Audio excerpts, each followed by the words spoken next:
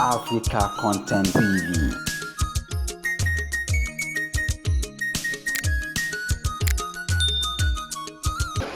Balogun of Ibadan land, senior chiefs, mortgagees, and partners, the president, CCI of the indigents and its affiliated clubs, my beloved citizens and residents of Ibadan.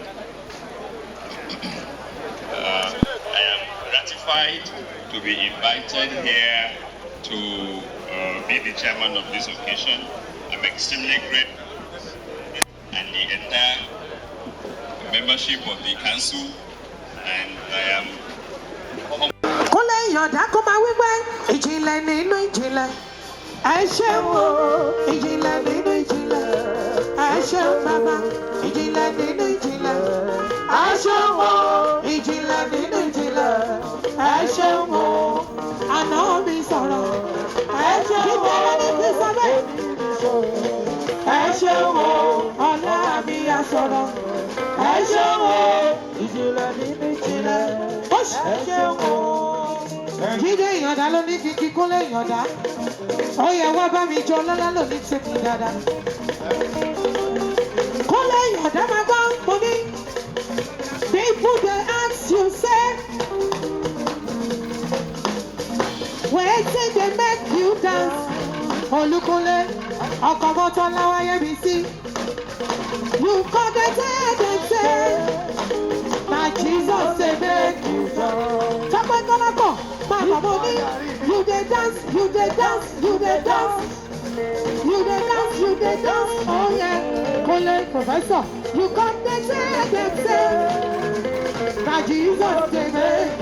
Àtìlẹ́yìn kojú àtìlí, àyìnbó bàbá. Àtìlẹ́yìn kojú àtìlí, àyìnbó o. Ìsáyọ̀ ọ̀kẹ́ ò ṣe mo dúpẹ́, ọlọ́lá lò ní tèmi. Àtìlẹ́yìn kojú àtìlí, àyìnbó o. Tọ́pẹ́ Kọ́lápọ̀ mọ́ mi níbí, ọlọ́lá lò ní tèmi. Àtìlẹ́yìn kojú àtìlí, àyìnbó o. Aláṣẹ glorious, ó ní tèmi. Àtìlẹ́yìn kojú àtìlí. Ó ṣe ọyọ́ ní Tọ́pẹ́ wù mí yẹ́yẹ́, ó ní ṣàṣetì o. Aláṣẹ glorious school ẹ ò ní wọ́wọ́ tì. Tọ́pẹ́ ìwọ lọkọ olúbùnmi ọwọ́ bàbá ìbejì o. Lọ́rọ̀ ayé rẹ̀ lóyún ìlànà ìdálẹ́ kò ní kóró. Tọ́pẹ́ ọ̀rí burúkú ọmọ ọmọ níyàlẹ́ rẹ̀ o. Lọ́rọ̀ àṣà sí ayé o ẹ mọ̀ dání mú wa.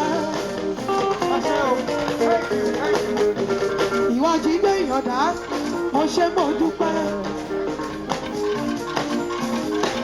Sí òkè ẹ ṣe mo dúpẹ́ ẹ kú ìtọ́jú sunshine. Ayọ̀lẹ̀ lóyún Glorious kò ní kóró ó máa mọ̀ sí láyé.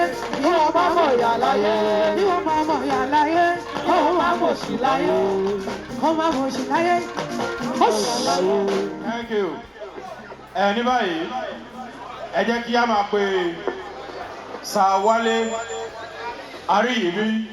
It was just 2 years one of the foreigners local government in Oyo State is now a fast local government in Nigeria. It is just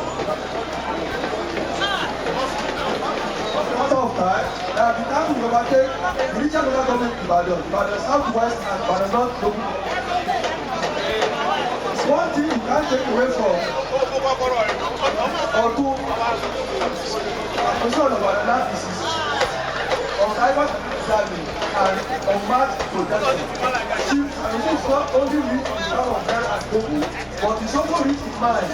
Chief Sanusi is the only investor policies is employing the business idea, one of the very functions he hired them to do. He enjoyed backing of a lovely and godly wife, Chief Dickiness Joyce Sanusi, of a lovely and supportive mother, Madam Muslimon Sanusi of Blessed Memory. It is not a coincidence that Chief Sanusi is a very made of the Oni of Ife, Oba Adeyebushi.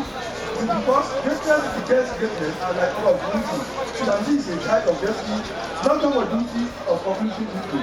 On this note, I have to present to you, not as one family, Ọ̀tún Association of Balogun 2017 for the most outstanding sport investor award.